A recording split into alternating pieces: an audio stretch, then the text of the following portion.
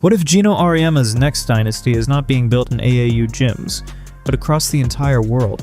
Serbia, France, Ecuador, Croatia, Egypt, Ireland. That is not a random recruiting map, that is a pattern. And here's the debate. Is UConn simply adding international talent? Or is Geno quietly building the smartest roster formula in women's college basketball? Because after a 38-1 season ended with South Carolina dragging UConn into a 62-48 rock fight, Geno may have looked at the future and said, talent is not enough anymore. I need basketball processors. Prime Field! Let's be clear right away. Geno is not abandoning American recruiting. That headline is spicy, but it is too simple. UConn still has major American-developed stars. Sarah Strong, KK Arnold, Ashlyn Shade, Ali Zabel, Kellis Fisher, Kaylee Heckel, and Olivia Vukosa, who played high school ball at Christ the King in New York. But the shift is real. Geno is adding a global layer on top of the traditional UConn model, not Europe over AAU. More like pro habits over raw resume. Today we're breaking down 3 questions. 1. Why the 2026 Final Four loss matters. 2. Why Blanca Quiñonez, Marine Dursus, and Jovana Popovic are not just recruits, they are proof of concept. And 3. Whether this international formula gives UConn the next unfair advantage, or whether fans are overhyping passport recruiting.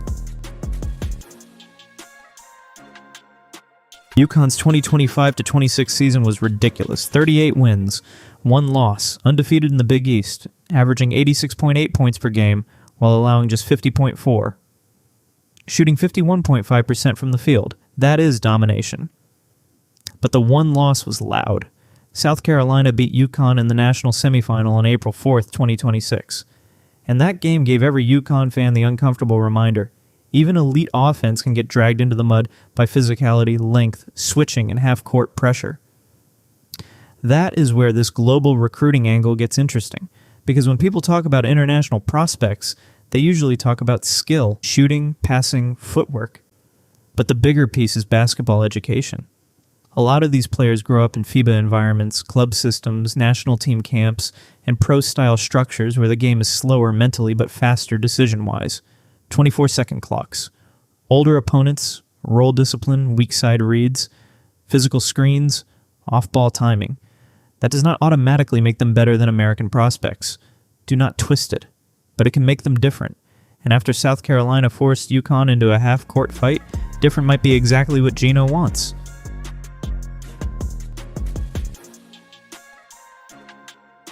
If you want to understand why UConn is leaning into this, start with Blanca Quiñonez.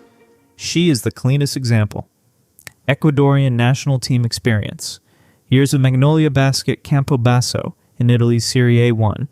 Eurocup exposure. Basketball without borders experience. And UConn lists her as the program's first player from Ecuador and South America. That sounds like a cool human interest story, but then she got to college and produced immediately. As a freshman in 2025-26, Quiñonez came off the bench in 31 games and averaged 10.7 points, 3.1 rebounds, 2.1 assists, and 2.0 steals. Big East Freshman of the Year, Big East Sixth Woman of the Year, All Big East Second Team, Big East All Freshman Team, NCAA Fort Worth Regional All Region. That is not a project. That is instant translation, and this is where the debate starts. Was Blanca just special individually, or did her background help her adjust faster? Because when you watch players like that, it is not only the scoring, it is the cutting, and the timing, the little relocation after the ball moves, the defensive activity, the comfort playing a role without needing 20 shots. That is a UConn player, and that is the entire pitch. Geno is not chasing passports. He is chasing players who already understand how to play inside a system. Now let's talk Marine Dersus. UConn announced her addition on May 22nd, 2026. She's a 5'10" guard from Strasbourg, France. And she played for Angers and La Boulangère Wonder League, the top women's professional league in France, from 2022 to 2026. In 2025-26, she averaged 9.9 points, 2.1 rebounds, and 1.4 assists while shooting 52.9% from the field and 41.2% from 3. That matters because Dursus may be a freshman by NCAA classification.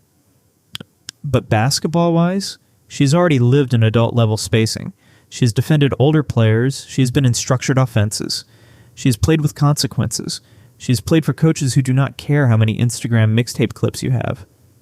And she also brings French youth national team experience, including gold at the 2024 FIBA U20 Eurobasket, silver at the 2023 U18 European Championship, and bronze medals at the 2022 U17 World Cup and U18 European Championship. So when UConn loses veteran shot-making, a player like Dursus is not just another guard. She's a bet on maturity. The question is, can that maturity translate against the speed and athleticism of the college game? That is the con side. Because international experience does not erase the adjustment curve. The travel is different. The whistle is different. The physical style is different. The emotional pressure of playing at UConn is different. But if Dersus shoots anywhere near that 41% from 3, she changes the math immediately. Jovana Popovic might be the most fascinating piece because she has that hidden gem energy. UConn lists her as a 5'9" freshman guard from Varbas, Serbia.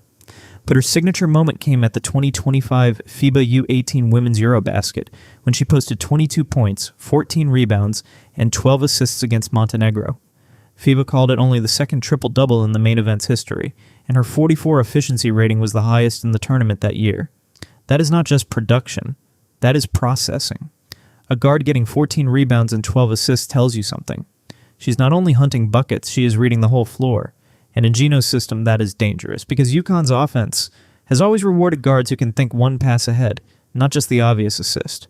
The pass before the pass. The cut that bends the help. The quick reversal that forces a bad direct closeout. Papovich fits the idea of like a connector. Now, does that mean she walks into stores and becomes a star on day one? No, that would be unfair.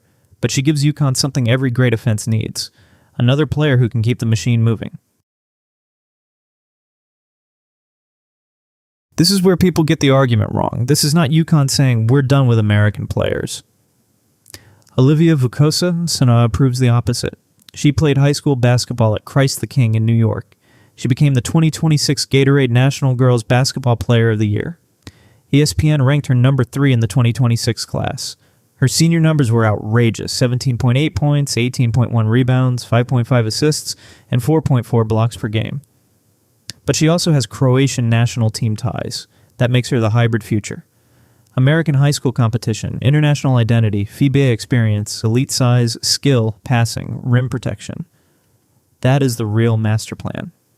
Geno does not need to choose between AAU and Europe. He can take the best of both worlds.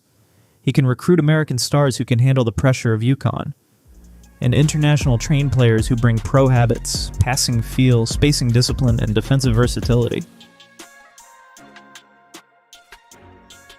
So here's my prediction.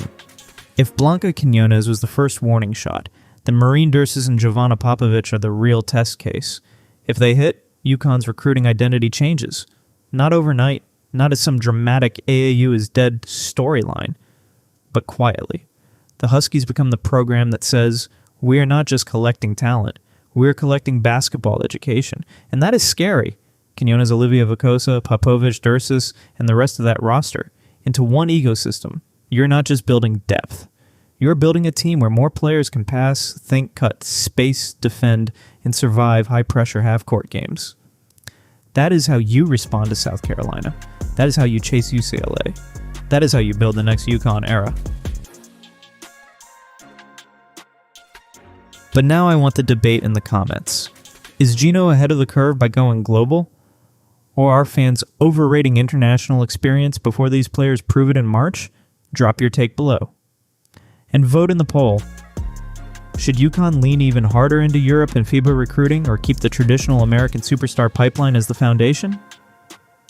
Subscribe for more women's hoops breakdowns, because this next UConn era is about to get very, very interesting. Prime Field